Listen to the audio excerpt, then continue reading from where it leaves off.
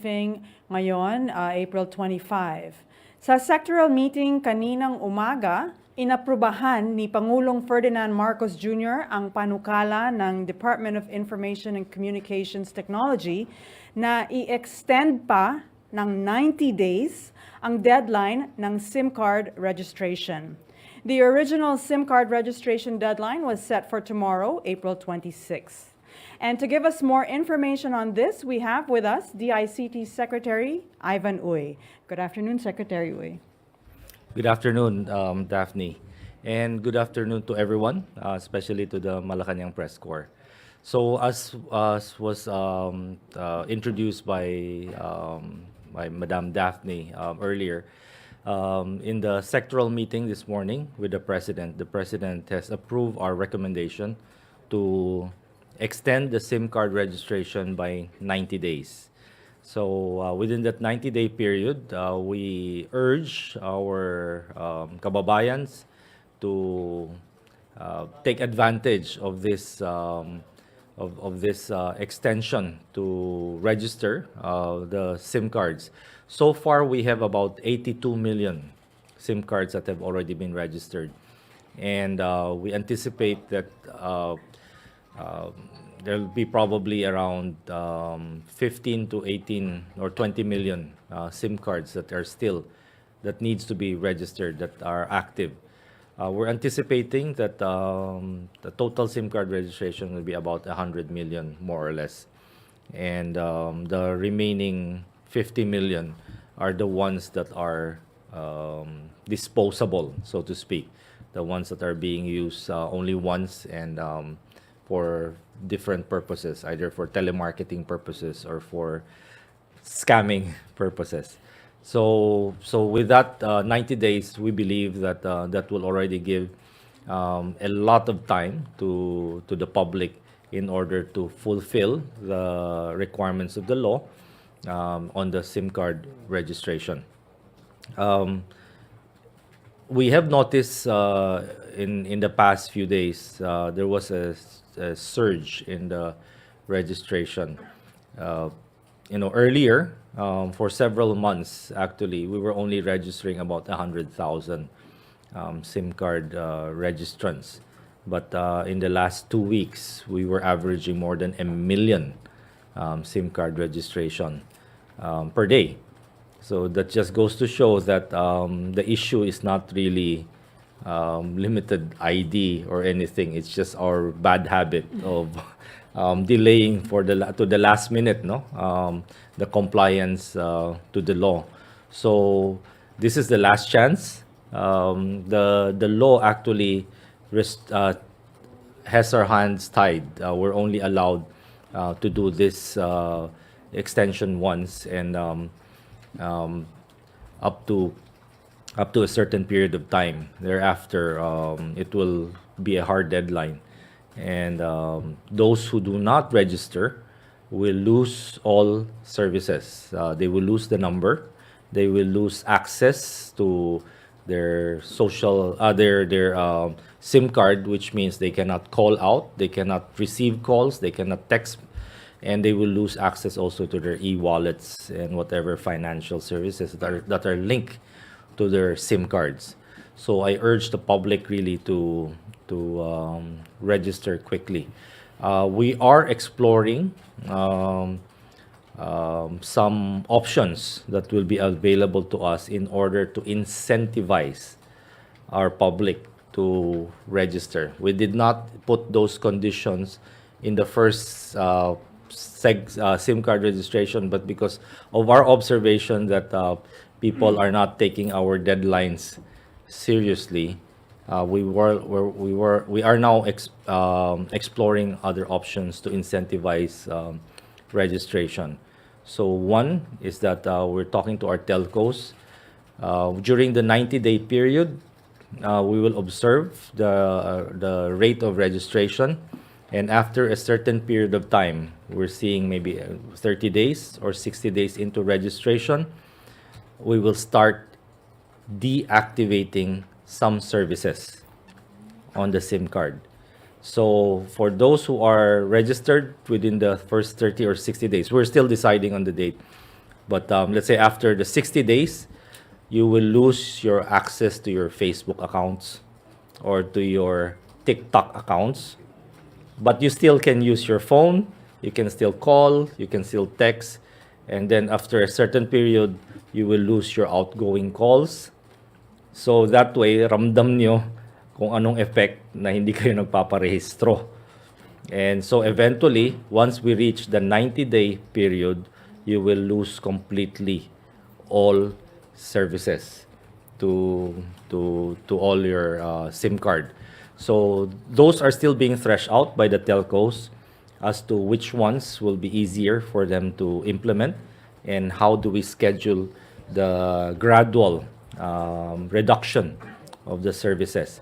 So yung mga matitigas ang ulo, they wanted some convincing whether we're serious or not, makakatikim sila ng itong mga incentives namin in order to let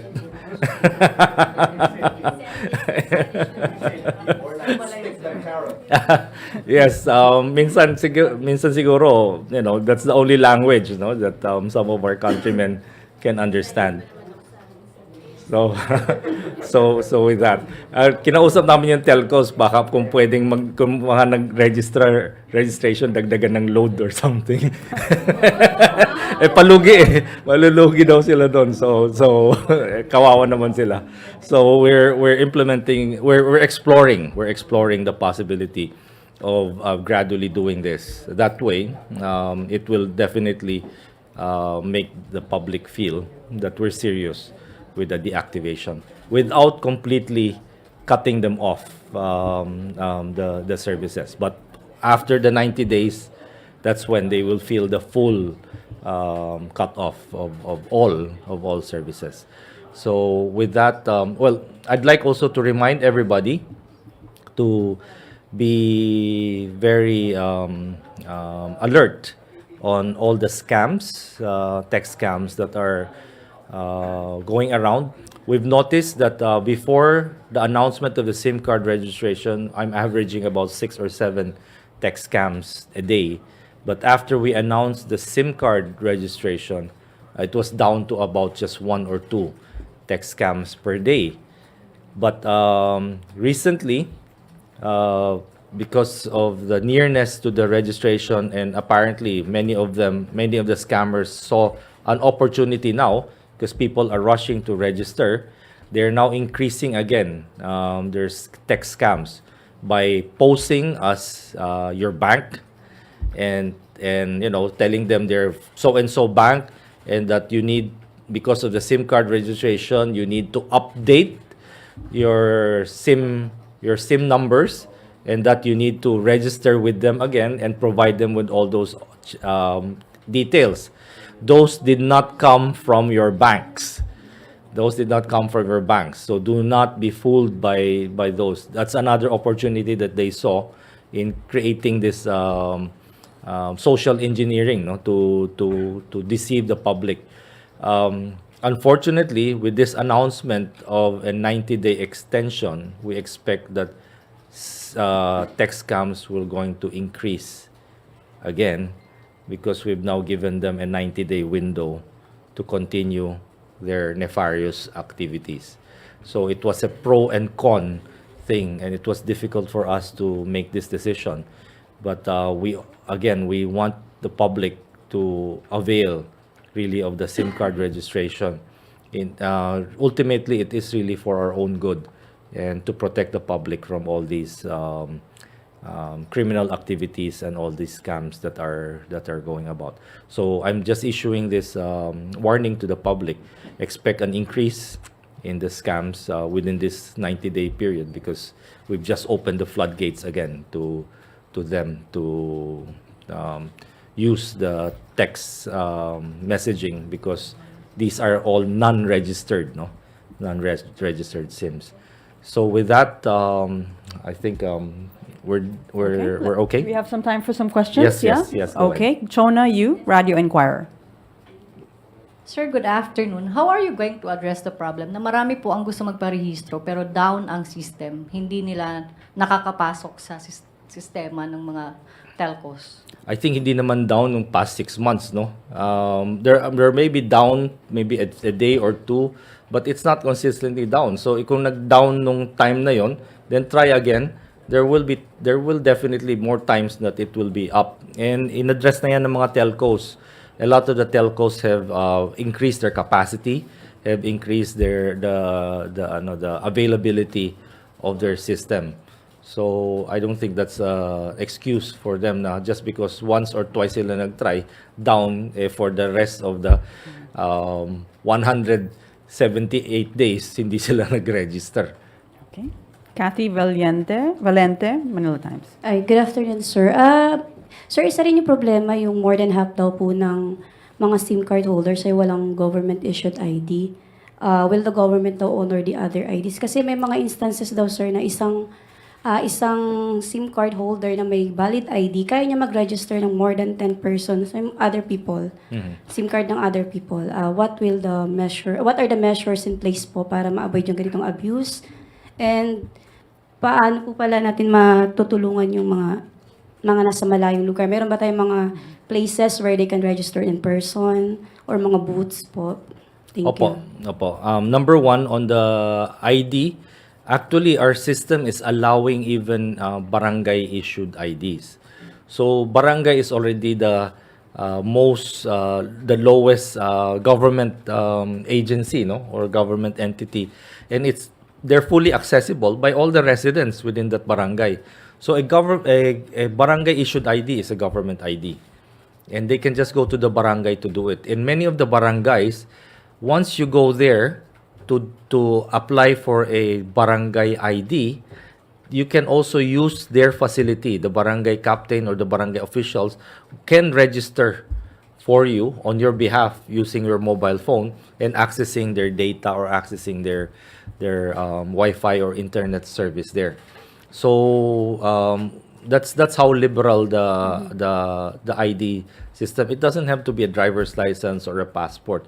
A barangay ID would suffice. Second is our telcos, including the NTC and the national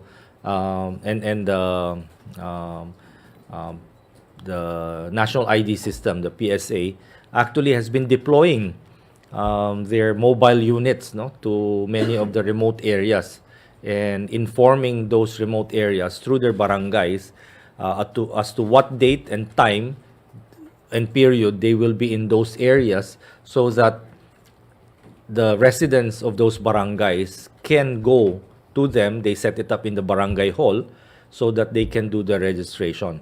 And these telcos actually bring their equipment and bring all the systems with them to do the registration. In our report to the President, we have identified some of the areas, some of the provinces that have low turnout of registrants. So in the next 90 days, we will be concentrating on some of those islands and some of those communities where we will be deploying more people and more resources to those islands for the registration.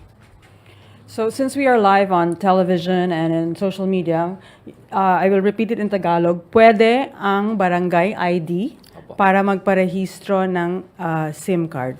So magpatulong sa mga barangay natin.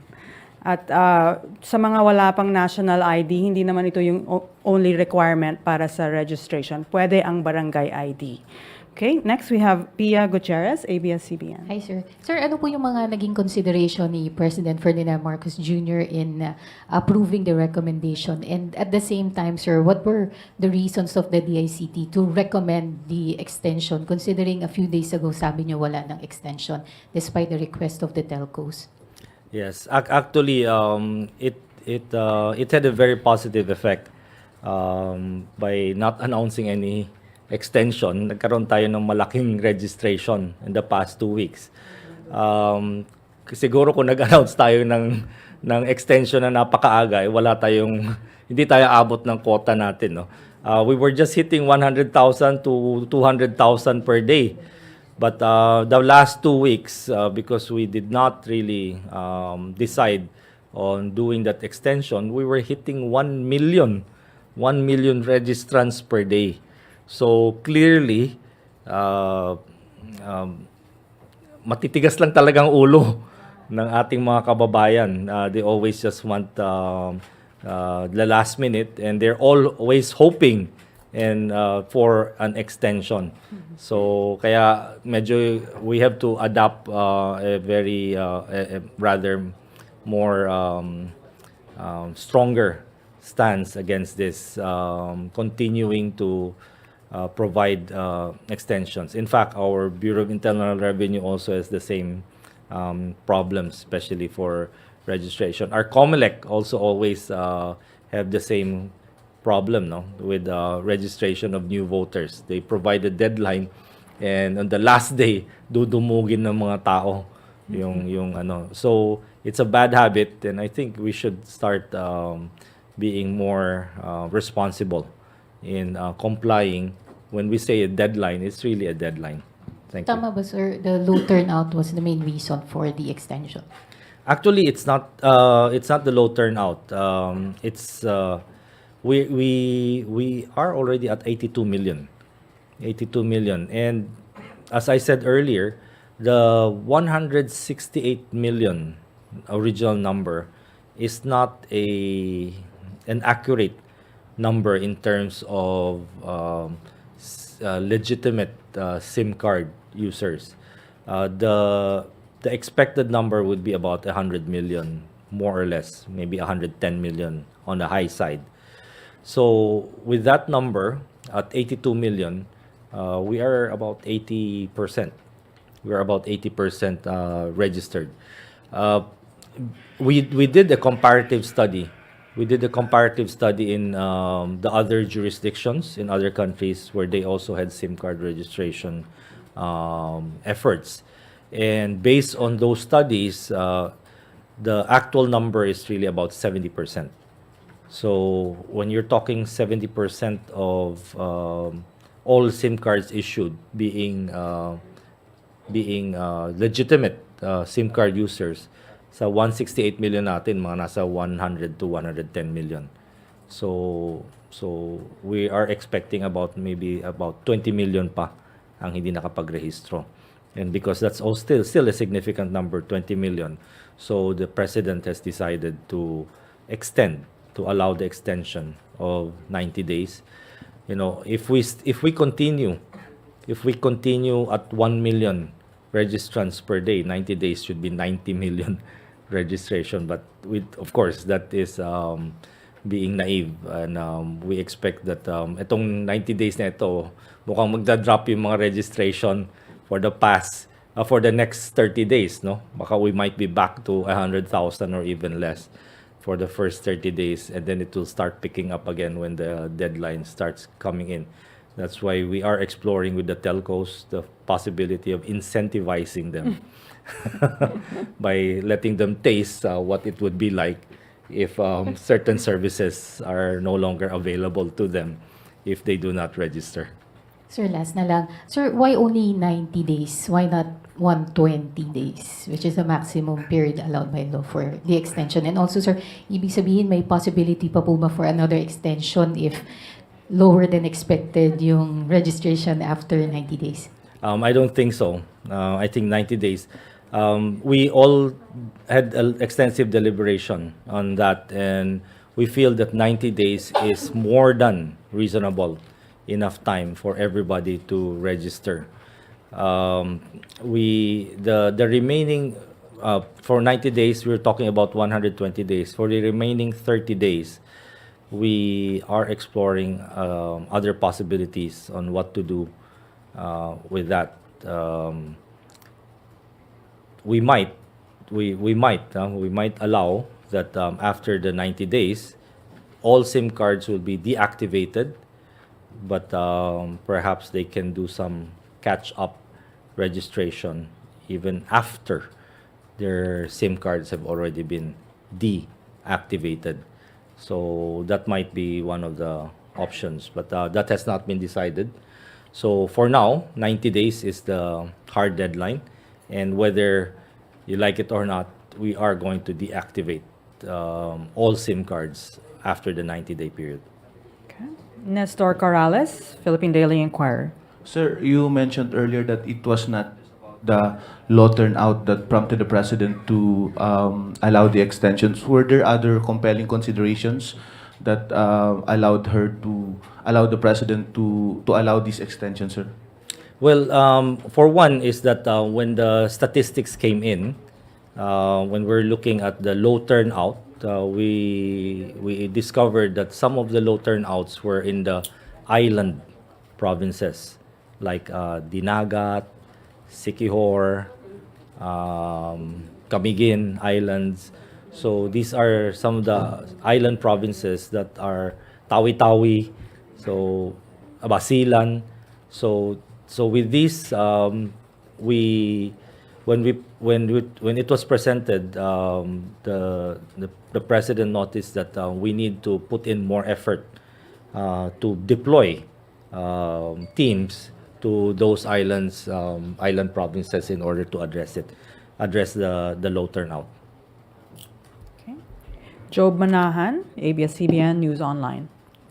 Good afternoon, sir. Sir, regarding dun sa incentive na tinatawag natin, na-mention nyo kanina baka mawalan sila ng access sa Facebook, sa TikTok. More information regarding this, siguro sir, kakausapin nyo rin po ba yung mga yung heads ng Facebook and TikTok dito? Kasi we're talking about social media sites and it's very important to many Filipinos. Exactly. And so we don't need to talk to them because that's purely within the jurisdiction of the Philippines. So we're not shutting down Facebook or shutting down TikTok. We're just limiting the access to those value-added services. We call them the VAS. It doesn't even have to be them. They could. One option is they still have access to that, but they cannot, for instance, do outgoing calls anymore. So it's up to the telcos. So we'll be meeting with the telcos to find out which particular option would be the most feasible to do gradually over the time frame. I just mentioned those social media because that's the one that's going to probably convince. Will have the biggest impact in convincing our kababayans to do the registration. Kasi yun ang ramdam nila. Yun ang ramdam nila na hindi na sila makapag-post ng TikTok or whatever.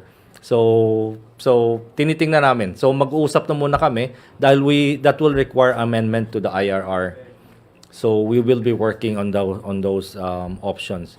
Kasi sabi namin kung wala kaming gagawin at basta lang mag-extend ng 90 days, we'll still have the same problem. Mahina ang registration, and then on the 70th, 80th day, there'll be clamor again, magpa-extend and all those things. But we feel that kung makatikim sila gradually na anong magiging effect kung hindi sila magrehistro, mapipilitan talaga silang magparehistro. Sir, additional po. Sa IRR, sir, parang merong provision doon na pwedeng ma-reactivate yung mga SIM cards. 5 days. Opo, as long as nasa loob siya ng 5-day period. Pero ano yung mga conditions para ma-reactivate yung mga SIM cards na ito? Like, hindi po kasi na-mention dun sa IRR kung ano yung mga compelling reasons para ma-reactivate sila. Actually, they don't have to have any reasons. It is just an last chance opportunity. Now, putol na sila, wala na lang service, but they still can register. So, dyan yung leeway, no? Yung sinasabi, in-explain ko kanina kay Pia Gutierrez, that 90 days, but since we are all allowed up to 120 days, yung remaining 30 days, maaring dyan kami mag-adjust. Perhaps not 5 days, maybe 10 days or 2 weeks or whatever, or to allow them to apply for reactivation. But at this time, definitely putol na yung mga ano nila, mga SIM cards nila by 90 days. Okay, Alan Francisco, PTV4. Thank you, ma'am. Hi, sir. Hindi yata ito question, sir, kundi advice na lang sa ating mga kababayan. Especially po, ang concern kasi, sir, ng mga netizen, kapag halimbawang sabay-sabay daw sila nagpaparegister, mabagal daw. So what time, sir, ang ina-advise ninyong mas magandang mag-register for them? Alam nyo po, 80 million na po ang nakapag-rehistro dyan. So I don't think nababara yung system for this remaining few na medyo holdover, so to speak. Kayang-kaya na po ng sistema ng lahat ng telcos to accommodate anytime, any day. So ang ina-address na lang talaga natin is yung mga liblibang lugar na medyo nahirapan sila. So doon kami magko-concentrate. Medyo nagulat lang kasi ako. May nagte-text pa sa akin, no, na mga kakilala ko kanina. Paano daw mag-register? Sabi ko, teka na muna. Mga abogado kayo at nandito kayo sa Metro Manila. Ngayon pa rin kayo magte-text kung paano mag-register noon. So yun, no? We've been doing a lot of public information, a lot of things, and then, you know, you have lawyers who are in Metro Manila who's not even registering. So, sabi ko sa kanya, postpaid ka, di ba? Yes, postpaid. So, tingnan mo, may na-receive ka bang text sa telco mo na magpa-register? So, tinanap niya, ito, meron pala, no? So, anong sa type mo? Yes. O sige, type mong yes. O yun, registered ka na. Ganun kasimple. Pero nag-antay pa rin up to today. Ganun. Okay, Eden Santos, Net 25. Secretary, clarification lang po ha. After po ng 90 days, pero may mga bibili ng bagong SIM, yun po talagang i-register na yun. Pwede pa po yun. Opo. After the 90 days, continue ho yung pagbebenta ng SIM cards. Indefinite to yun. 100 days, 200 days, how many years? Tuloy-tuloy yun. Kasi meron tayong mga travelers, mga visitors. Siyempre, pagdating nila dito, bibili sila ng SIM card. So, once na bumili ng SIM card, kahit na sino, pwedeng bumili. But then, yung binili mong SIM card, deactivated yan. Pagkarga niyo sa cellphone mo, magre-rehistro ka.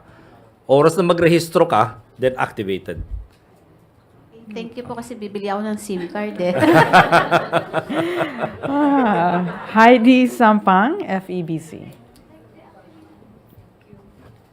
Good afternoon, Secretary. Meron po bang nalalabag na batas yung mga SIM card vendor na naniningil po, let's say, ng 20 pesos po, minimum charge, every time po na nag-a-assist po sila sa mga nagpaparegister po ng SIM? Particularly po dun sa mga hirap sa pagpaparegister, parang mga hindi po sila digital savvy, o kaya po mahina pong klase yung mga cellphone po nila. So, katwiran po ng mga vendor, data po nila yung ginagamit, kaya meron po silang charge. So, may nalalabag po ba sila na batas? At saka, yung ganito po bang pamamaraan ay ini-encourage para po mag-increase po yung registration po natin? Well, actually, it's a private transaction between the SIM card holder and the SIM seller, no? Retailer ba ito? Mga retailer. Nasa palengke, nasa ano, oo. So, it's a private transaction between them. They're asking for assistance from an individual. And so, kung tutulungan ka at nagmagandang loob yung tao at tinulungan ka using their data for free, pasalamat ka. Pero some of them probably are not willing. Parang ano rin yan eh. Alam mo dati, ba, kung makikigamit ka ng telepono, hihingin ka ng 5 pesos, pwede mong gamitin yung telepono. Hindi naman siguro lumalabag sa batas na mag-charge sila ng konting fee dahil may gastos rin naman sila. Katulad no? Data nila ang ginagamit. So may gastos sa kanila yon. And I think 20 pesos is very, very reasonable. And for many na medyo digitally challenged, I think nakakatulong naman yon. Otherwise, magpatulong sila sa anak nila, sa pamangkin nila, sa mga apo nila. Marami naman siguro diyan or kapitbahay man lang, no, na marunong. Doesn't have to be with the retail outlets. Pero sa tingin ko dahil medyo nakasanayan sila, dahil doon rin sila bumibili ng load, so feeling nila na mas kabisado ng mga yan kung paano ang SIM card registration. But ginawa na ho natin pinakasimple na proseso upang ma-accommodate lahat ng mga ating kababayan. Okay. Any more questions for Secretary Uy? Happy birthday, Anna. Okay, I think we're done. Thank you very much, Secretary Ivan Uy. And again, a reminder to all our kababayans, magparehistro na ng SIM dahil 90 days na lang ang natitira. Ito ay libre and as Secretary Uy said, may posibilidad na ang certain services ay isususpend, pero ito ay i-discuss pa. And we will be updating you on that. So in the meantime, please register your SIM cards. Thank you very much, Malacañang Press Corps, and thank you, Secretary Uy. Salamat po. Salamat.